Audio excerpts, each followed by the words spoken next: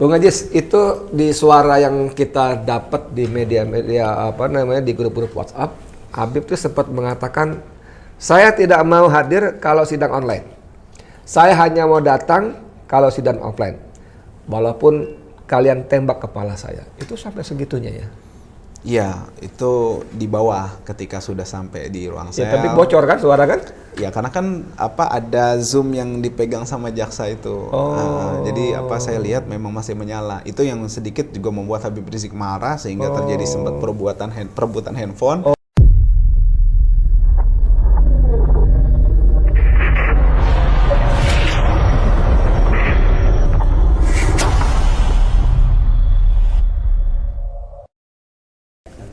Bismillahirrahmanirrahim. Assalamualaikum warahmatullahi wabarakatuh. Saudara, dengan saya Edi Mulyadi. Saudara sekalian, seperti kita tahu kemarin waktu Habib diperiksa di sidang itu, pertanda itu?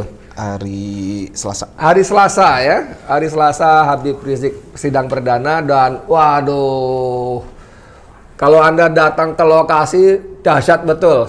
Saya juga nggak datang sih. Aduh, padahal saya mau pengen banget. Ya kadarullah Allah memerintahkan saya untuk istirahat di rumah. Tapi Bang Edi Channel kemarin juga tayang lewat relay dari FNN TV yang luar biasa juga liputannya. Dan sidang itu sendiri sebuah peristiwa yang, waduh, saya menyebutnya apa ya? Itu sidang yang mempertontonkan kepongahan kekuasaan. Nah, mempertontonkan kepongahan kekuasaan dan dikombinasi dengan dungunya kekuasaan. Nah, gitu kan. Bayangkan nggak Habib Rizik lalu tim pengacaranya minta dengan sungguh-sungguh berulang-ulang agar Habib dihadirkan di ruang sidang. Pertama, karena soal teknis yang tidak mendukung ya. Soal sinyal, soal suara, soal hilang, soal terganggu, noisy, bising, segala macam. Tapi yang lebih penting dari itu, kalau kita baca artikel yang bertebaran itu, soal online atau offline itu tidak sekedar masalah teknis, saudara. Bukan masalah teknis semata, itu masalah hak asasi manusia, hak terdakwa. Bagaimana mungkin terdakwa bisa berkonsultasi dengan tim pengacaranya kalau dia tidak di tempat yang berbeda? Dan itu komunikasi jelek sekali, dan itu hak terdakwa, hak asasi manusia. Nah, di sebelah saya ada pengacara muda yang semakin berterang, bersinar bintangnya, Ajis Yanuar. Assalamualaikum. Assalamualaikum. Waduh, dahsyat ya. Orangnya ganteng, kalem, pakai peci, soleh banget. Habis sholat ya peci. Tadi datang sambil ngobrol itu, saudara, saya bocorin aja, maaf ya Om Ajis, saya bocorin aja. Beliau nggak lepas-lepas tuh berzikir dengan tasbihnya, Allahu Akbar. Gimana saya bisa lawan dia gitu kan? Tadi saya bocorin lagi nih. Tadi saya tawarin minum, ngopi, segala macam. Ternyata dia saum, Masya Allah. Ini menurut saya, mohon maaf kalau saya terlalu subjektif, ini tentara langit yang Allah kirim untuk kita semua. Allahu Akbar. Bung Ajis, itu ya. Cerita persidangan kemarin, tanda kutip ya, ricuh dan rusuh ya. Ya. Sampai terakhir itu kita lihat di gambar novel Bamukmin. Ya, itu saya kenal baik orang itu, memang dia eksplosif seperti itu, tapi luar biasa. Betul. Dan itu sempat jadi agak orang Henry atau siapa menyayangkan, katanya itu tunjuk-tunjuk hakim. Itu bagaimana sebetulnya kejadian itu? Ya, jadi waktu itu memang pada hari Selasa itu kami tim kuasa hukum dan Habib Rizik sudah sebelumnya ada diskusi terkait dengan permintaan beliau untuk dihadirkan langsung pada saat persidangan. Seperti itu, maksudnya di muka sidang, seperti itu, tidak online seperti itu. Ya. Kemudian ya kami selaku kuasa hukum pasti mengakomodir kepentingan-kepentingan klien sebagaimana amanat undang-undang sepanjang tidak bertentangan dengan peraturan perundang-undangan yang berlaku. Dan itu kita bertindak dilindungi oleh undang-undang, seperti itu. Jadi saran-saran kami itu memang semuanya itu sesuai dengan ketentuan aturan, dan juga permintaan Habib Rizik sendiri itu sesuai dengan undang-undang dan menghormati hak asasi manusia beliau. Ini soal keadilan, ini soal hak asasi manusia. Jadi nggak semata-mata soal teknis seperti kata Mahfud MD ya? Iya, kalau misalnya memang, kalau misalnya kita bicara membahas soal keadilan dalam proses pengadilan Habib Rizik dan kawan-kawan ini, kita bicara keadilan. Nggak usah terlalu jauh lah bicara keadilan. Hak asasi manusia beliau dan kawan-kawan saja kita tidak hormati. Lalu kita mau bicara keadilan, menurut saya itu naif seperti itu. Ya udah, akhirnya terjadi Habib Rizik meminta berulang-ulang kali, bahkan sidang pertama yang pagi itu sempat kendala, akhirnya ditunda kan sampai Jumat ini kan. Dia sempat nulis ya. Iya, terdengar ya, tidak terdengar. Kami memang sudah menyiapkan, dalam arti kita sudah memprediksi akan hal-hal tersebut. Kita sudah siapkan tulisan tidak terdengar dan apa kurang baik. Beberapa kali saya di lokasi itu juga melihat sinyal unstable. Jadi gambarnya berhenti, ada delay. Nah, itu kendala teknis yang sangat merugikan dan terutama dalam pembelaan, dalam psikologis jawab menjawab gitu, berdebatan terkait hukum, terkait dengan dasar hukum, terkait dengan pembuktian, itu akan menyulitkan pihak terdakwa termasuk kuasa hukumnya. Jadi wajar saja ketika Habib Rizik mengungkapkan seperti itu. Itu kan semestinya kan biasanya tempat duduk kan ini tim pengacara, lalu ada bangku di sebelahnya si terdakwa, gitu. Dengan begitu mereka bisa saling konsultasi dan sebagainya. Dan itu kan tidak mungkin terjadi kalau sistemnya online, apalagi dengan koneksi yang sangat buruk seperti itu. Iya, jadi itu yang jelas tidak akan maksimal gitu. Dan yang lebih kami sayangkan, satu lagi, sidang online itu selain beberapa hal yang sudah disampaikan oleh Habib Rizik dan saya melalui media dan kuasa hukum lain, itu tidak lepas dari adanya intimidasi gitu. Dari itu yang kita khawatirkan, dan itu kemarin memang terjadi kan. Intimidasi dari siapa? Intimidasi dari pihak lain di luar pihak yang berproses. Siapa? Pihak lain itu siapa? Dalam hal ini kemarin karena kita di tempat polisi, maka kemarin ketika Habib Rizik akan keluar ada itu di YouTube terdengar gitu kan. Itu artinya itu kan bagian bentuk intimidasi juga. Bentuknya apa? Bentuk intimidasi seperti apa? Habib Rizik tidak diperkenankan keluar sementara. ketika beliau menyatakan WO itu? Iya, itu kan bentuk intimidasi. Padahal menurut KUHAP kan dalam persidangan itu terdakwa itu bebas. Ya. Seperti itu. Itu yang artinya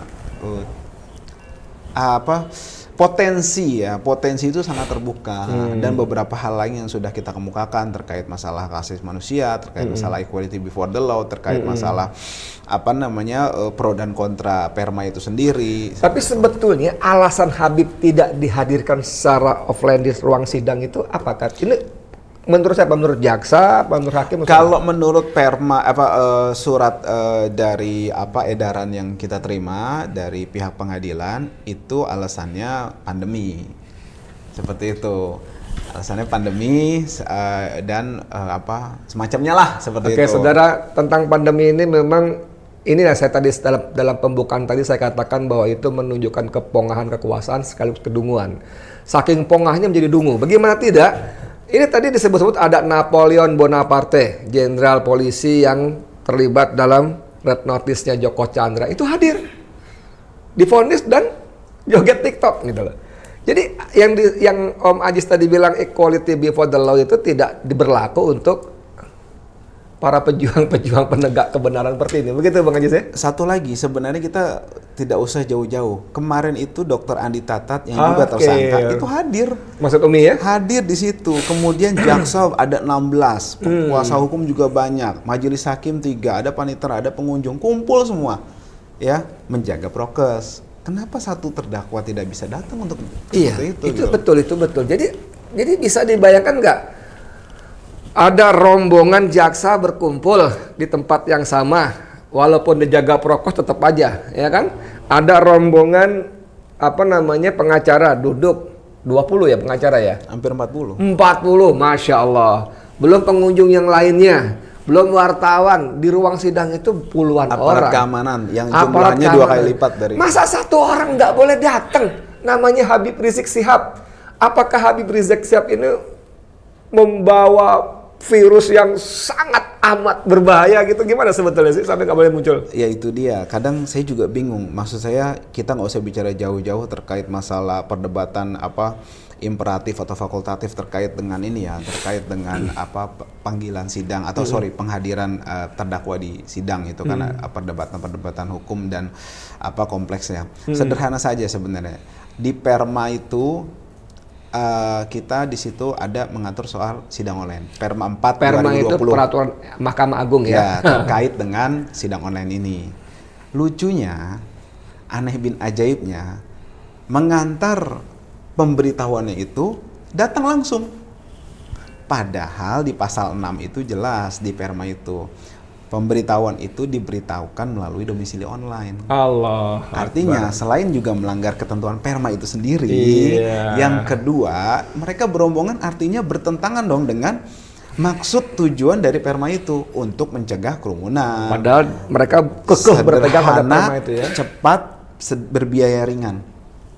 Biayanya kan banyak, dia datang ke Iya, berapa Mabes mobil, Polri, berapa bensin, berombongan, kumpul bareng datang, memberitahuan surat, itu kan sudah bertentangan dengan apa maksud dari perma itu. Kemudian juga dengan pasal 6 ayat 2-nya. Makanya kita heran juga kok sedemikian rupa, makanya saya ungkap ini bahwa di perma itu sendiri mengatur mengenai pengantaran pemberitahuan sidang itu. Sidang online itu di pasal 6-nya ayat 2 hanya itu diantarkan kepada domain, dikirim melalui domisili online. Allah. Kalau dia punya email, alamat email itu Iya, gitu ya. seperti itu. Allahu Akbar. Jadi di situ menunjukkan bahwa mereka sendiri tidak konsisten ya. Banyak ketidakkonsistenan yang saya harus ungkapkan. Artinya apa? Kita ungkapkan bahwa kita meminta diperlakukan adil seperti itu. Kita meminta tidak dizolimi, tidak diperlakukan diskriminasi gitu kan dengan yang lainnya. Termasuk tadi dengan Dr. Andi Tatat gitu. Nggak usah jauh-jauh. Kalau dengan Napoleon, ya itu udah telak lah seperti itu kan. Dengan Pak Gerombolan Suprastio juga udah telak lah seperti itu. Makanya kita kadang heran juga kenapa Habib tidak diperkenankan hadir dengan alasan ada perma tadi. Oke. Gitu. Bung Ajis, itu di suara yang kita dapat di media-media di grup-grup WhatsApp, Habib tuh sempat mengatakan, saya tidak mau hadir kalau sidang online. Saya hanya mau datang kalau sidang offline. Walaupun kalian tembak kepala saya. Itu sampai segitunya ya? Iya, itu di bawah ketika sudah sampai di ruang Ya, sel. tapi bocor kan suara kan? Ya, karena kan ada Zoom yang dipegang sama jaksa itu. Jadi saya lihat memang masih menyala. Itu yang sedikit juga membuat Habib Rizik marah sehingga terjadi sempat perebutan handphone. Akhirnya Habib Rizik mengancam akan berbuat yang tidak baik lah gitu kan, seperti itu, terkait dengan masih adanya rekaman diam-diam itu gitu kan, seperti itu. Dan itu yang bocornya juga kan. Tapi ternyata dengan bocor itu publik malah lebih tahu ya? Iya, saya juga taunya terakhir itu kok ternyata jadi kita bicara tadi itu mungkin terekam kali ya, soalnya saya lihat gambarnya ada gitu. Saya lihat gambarnya ada seperti itu. Bahkan Habib mengatakan di situ bocoran suara itu bahwa kalau kalian hakim paksa sidang, silakan yang sidang hakim dengan jaksa saja, saya tunggu vonis walaupun hukuman mati atau seumur hidup. Iya, kalian kalau saya nggak salah kalimatnya, silakan kalian vonis, putuskan seumur hidup atau hukuman mati, terserah kalian. Saya tunggu vonisnya aja. Iya, seperti itu. Bung Ajis, ini kan kita baca di media Fakta Kini ya kalau nggak salah ya. Itu ada rombongan jaksa yang mengantarkan surat panggilan untuk sidang besok. Ya. Dan itu konon katanya saya belum baca betul. Konon juga sidang online juga dan Habib menolak. Itu gimana tuh? Ya, sebenarnya kemarin saya sempat bertanya pada pihak jaksa, panggilannya ini untuk sidang online atau sidang datang langsung ke pengadilan. Oke. Pihak jaksa yang terhormat mengatakan bahwa mereka belum mengetahui, belum membuka suratnya seperti itu. Ya sudah, saya bilang silakan saja gitu kan. Kemudian langsung diantar kepada pihak Habib Rizik ke rutan Mabes Polri. Habib Rizik kemudian menolak untuk menerima surat tersebut. Nah, itu tadi yang saya katakan, panggilannya diantar rame-rame langsung ke Habib Rizik. Itu kan sendiri bertentangan dengan Perma pasal 6 tadi, Perma 4 2020 pasal 6 ayat 2 seperti itu. Artinya banyak sebenarnya pelanggaran-pelanggaran ketentuan Perma, ada beberapa yang memang tidak konsisten dijalankan, dan itu makanya kita minta kita ikut KUHAP saja. KUHAP lebih tinggi dari Perma. Hadirkan Habib Rizik dan kawan-kawan ke persidangan dengan tetap menjaga prokes, menghormati seluruh ketentuan peraturan yang ditetapkan oleh pihak kepolisian, oleh pihak kejaksaan. Insya Allah Habib Rizik katakan kalau sidang offline 20 kali satu pekan pun beliau jalanin. Seperti itu. Itu kabarnya dikirim 2 kali ya surat panggilan sidang buat besok online itu ya? Apa sekali? Kemarin dikirim, tapi tidak diterima oleh Habib. Kemudian hari ini tadi infonya dikirim juga seperti itu. Akan tetapi lagi-lagi tidak diterima oleh Habib. Surat yang sama atau ganti surat? Surat yang sama. Surat yang sama. Lumayan gigih juga jaksa-jaksa ini. Jadi itu panggilan dari berarti pengadilan dong ya? Panggilan sidang dari pengadilan. Berarti pengadilan majelis hakim atau ketua majelis hakim yang memutuskan sidang online lagi berarti ya? Betul. Dan mereka berkali-kali berpegang pada perma nomor yang tadi ya? 4/2020. Yang ternyata dalam pelaksanaan persidangan pun, sebelum sidang pun maksud saya, mengantarnya pun sudah melanggar perma yang menjadi patokan mereka jadi Betul, pusaka itu ya? Dan kami juga sayangkan kenapa majelis hakim itu kan sebenarnya hak dari majelis hakim atas permintaan kuasa hukum, atas permintaan penuntut umum gitu kan, atas permintaan terdakwa. Artinya di sini kalau memang kita konsisten untuk mencari keadilan, jaksa memang pede dengan dakwaannya, dengan bukti-buktinya, kita juga sudah konsisten dengan bersama dengan terdakwa untuk menghadirkan para terdakwa ke persidangan. Hakim kan sebenarnya tinggal ikut saja, kan mereka ini kan hakim ini kan majelis ini kan pemutus nantinya, terus memeriksa, ada di tengah-tengah. Artinya kalau udah di tengah-tengah semua sudah mau, kenapa tidak? Apakah ada kepentingan lain? Nah itu saya mau tanya. Ini saya mau tanya. Sebetulnya ada nggak kamu sebetulnya? Ada pertanyaan itu. Kalau hakim punya wewenang yang begitu besar di ruang sidang, ya kan? Tadi ada permintaan dari terdakwa, dari tim penasihat hukum. Apa yang membuat hakim tetap ngeyel walaupun peristiwa sebelumnya seperti itu? Bahkan Bang Edi, saya sudah kirimkan selaku kuasa hukum surat hari Senin saya kirim, Selasa kita kirim, hari ini kita kirim lagi. Surat apa? Surat kepada Mahkamah Agung, kepada Majelis Hakim, kepada Ketua Pengadilan Negeri, kepada Rutan, kepada Komisi Yudisial, kepada Badan Pengawas Mahkamah Agung. Kita kirim semuanya, kita minta supaya dihadirkan terdakwa ini untuk persidangan tersebut, gitu kan. Ada surat pernyataan di atas materai juga yang ditandatangani oleh para terdakwa, gitu sudah siapkan semuanya. Artinya tertulis sudah. Habib sudah menyampaikan pula di persidangan kemarin. Terus Habib juga menyampaikan langsung di persidangan setelah memberitahukan tadi ya bahwa surat sudah saya sampaikan gitu kan. Jadi surat ditujukan kepada tadi institusi tadi semuanya. Yang lain semuanya udah. Enggak, langsung. Semua. Semua saya bilang satu-satu. Gitu kan. Kita minta semuanya ini sidangnya ini offline seperti itu kan. Terus juga kita sudah umumkan alasan-alasannya. Pihak kuasa hukum kemarin sudah di ruang Pengadilan Negeri Jakarta Timur juga sudah sampaikan argumen-argumennya. Kenapa? Limazah gitu loh. Kenapanya itu kenapa tuh? Kenapa itu kenapa? Kenapa masih bersikeras untuk sidang? Kenapa gitu majelis hakim tetap bersikeras dan online itu? Ada apa sebetulnya? Entahlah, mari kita tanya pada rumput yang bergoyang. Apakah ada intervensi kekuasaan gitu? Kalau Habib Rizik bercandanya seperti itu. Kan kemarin sempat ada tuh. Kalau saya tidak salah sebelum ketika break itu terdengar di channel FNN juga terdengar itu. Ada ya? Bocor Habib Rizik ngobrol sama kita, sama kuasa hukum, sama pihak jaksa, ngobrol. Itu Habib juga bertanya kan, ada juga di Fakta Kini kan, bahwa jangan-jangan ini hakim lagi nelpon istana nih. Oh iya saya baca. Iya. Itu terdengar. Artinya semua proses itu terdengar, bukan Iya. kata saya, bukan kata yang lain-lain. Terdengar memang ya? Terdengar memang. Majelis lagi telepon. Bukan, Habib Rizik. Kalau Habib bercanda. Gitu ya. Ya. Saya tahu, saya baca itu betul. Bung Ajis, ini kita ke sidang besoknya. Ya. Besok. Apa yang akan terjadi kalau Habib tetap menolak hadir? Kira-kira seperti apa kejadiannya? Iya, kemungkinan sih banyak, ada beberapa ya. Yang pertama, mungkin akan ada penundaan lagi. Mungkin ada perdebatan lagi. Yang jelas kan kita sesuai amanat undang-undang kita kuasa hukum hadir seperti itu. Tapi nanti kita lihat perkembangannya. Kemudian ada juga mungkin ada bujuk-membujuk kepada Habib Rizik. Mungkin saya kan nggak tahu nih nanti besok. Ada juga mungkin nanti mungkin ada terobosan-terobosan. Ya kita juga nggak pengen ya terobosan. Seperti apa terobosan itu?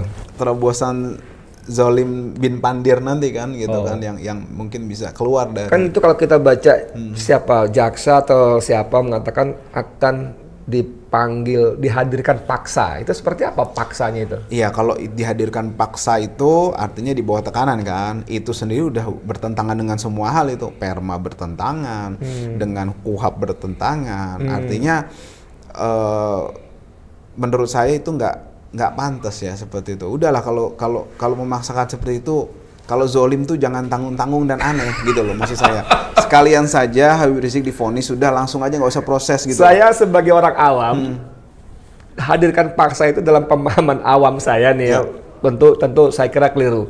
Saya ngebayangin Habib akan, mohon maaf banget, akan diseret gitu dari untuk dihadirkan gitu. Iya. Apa mungkin nggak tuh seperti sampai sedahsyat itu? Yes, ya bener-bener diseret ya, dibawa ya, gitu. Nggak mungkin, gitu. Nggak mungkin kalau menurut saya. Kenapa? Karena nanti Rutan juga bertanggung jawab kan atas keselamatan Habib Rizik. Karena kan mereka sebagai yang menerima titipan kan seperti itu. Dan kalau saya yakin pihak Rutan akan bertindak sesuai dengan kemanusiaan dan hak asasi tahanan itu dijunjung dan perlakukan baik di sana. Artinya itu nggak bakal sedungu itu ya. Artinya kan itu saya nggak termasuk meremehkan pihak Rutan, tapi itu sangat tidak mungkin. Karena kalau sangat tidak. Kalau itu terjadi, saya nggak bisa bayangin gimana mata dunia melihat Indonesia ya kan.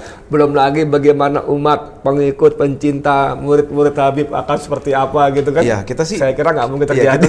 kita sih dari sisi kuasa hukum ada amanat juga kan untuk supaya Habib kondusif lah gitu kan dalam proses ini gitu kan. Adalah, cuma kan masukan-masukan itu tugas kita kan hanya menyampaikan kepada pihak Habib. Artinya putusan dari Habib Rizik kita kembalikan ke beliau dan kita kuasa hukum mengikuti kebijakan atau arahan dari beliau sepanjang memang tidak bertentangan dengan ketentuan perundang-undangan seperti itu. Bung Ajis, mungkin pertanyaan terakhir ini cuma gosip aja. Iya.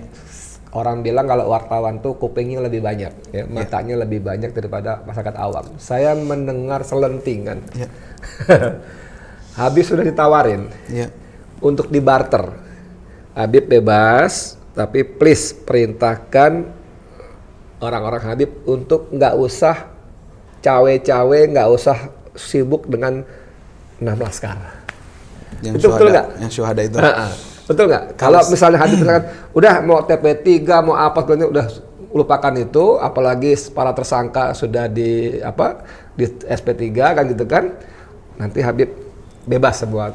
Kalau terkait isu itu, yang pertama saya memang pernah mendengar, akan tetapi saya belum pernah cross check langsung kepada beliau karena kan ini kadang ada hal lain yang lebih penting lah seperti itu. Yang kedua, yang terakhir maksudnya, kalau saya sih mengerti sedikit banyak tentang Habib dan itu sangat kecil kemungkinannya akan disanggupi oleh Habib Rizik dan itu bukan Habib Rizik. Jadi kalaupun ada kalaupun ada tawar seperti itu, Anda yakin bahwa Habib tidak akan terima? Karena kita juga baca atau dengar informasi seputar ini bahwa Habib tetap fokus yang utama adalah 6 laskar, ya kan? Baru yang lainnya tahanan dia sendiri, tahanan politik yang bergen. Gitu kalau nggak salah kita pahami ya. Di sini saudara sekalian sekali lagi menunjukkan kualitas Habib Rizik Syihab sebagai pejuang. Yang kalau bahasa anak muda bukan pejuang kaleng-kaleng ya, yang bisa dikasih iming-iming, dikasih gula-gula, pemanis segala macam sehingga lumer. Dan kita, kita berharap supaya Allah tunjukkan kekuasaannya, agar keadilan tegak, kebenaran terungkap. Ya, mudah-mudahan besok semuanya berjalan baik, tidak ada sampai hal-hal yang tidak diinginkan ya. Dan kita juga mungkin Bung Ajis bisa sapa para pendukung Habib besok supaya seperti apa? Ya, assalamualaikum warahmatullahi wabarakatuh. Kita mengharapkan dukungan dan doa yang terbaik untuk keadilan dan kebenaran terhadap Habib Rizik dan kawan-kawan yang sedang mengalami proses zolim luar biasa terkait dengan proses penegakan hukum terhadap beliau. Kalau mereka mau datang ke pengadilan? Bukan wewenang saya untuk menanggapinya. Saya baca berita sebelumnya, kuasa hukum Haji Yanwar mengatakan saya tidak berani, tidak bisa melarang, tapi juga tidak menyuruh gitu ya. Monggo saja, dan itu semua sangat-sangat alami, sangat natural. Beda dengan gerombolan sebelah sana, kalau bikin acara pasti ada pengerahan massa, ada mobilisasi, ada uang saku, uang kantong, uang bensin, uang nasi segala macam. Kalau ini benar-benar murni dan mereka semua berbuat untuk yang terbaik. Siap. Baik, terima kasih Bung Anjes. Alhamdulillah, kita berdoa. Saudara sekalian, demikian obrolan dengan pengacara Habib Rizik Syihab mewakili teman-teman pengacara lain. Sebetulnya ada jagoan-jagoan yang lain seperti Munarman, siapa lagi? Hanafiah, siapa lagi? Abang Alamsyah Hanafiah. Abang Alamsyah, banyak. Itu ada luar biasa. Kita doakan mereka seperti ada wawancara sebelumnya dengan Haji sini, bahwa mereka mendapat bayaran dari Allah SWT yang sangat-sangat luar biasa. Terima kasih, dari saya cukup. Edi Mulyadi untuk Forum News Network. Assalamualaikum warahmatullahi wabarakatuh.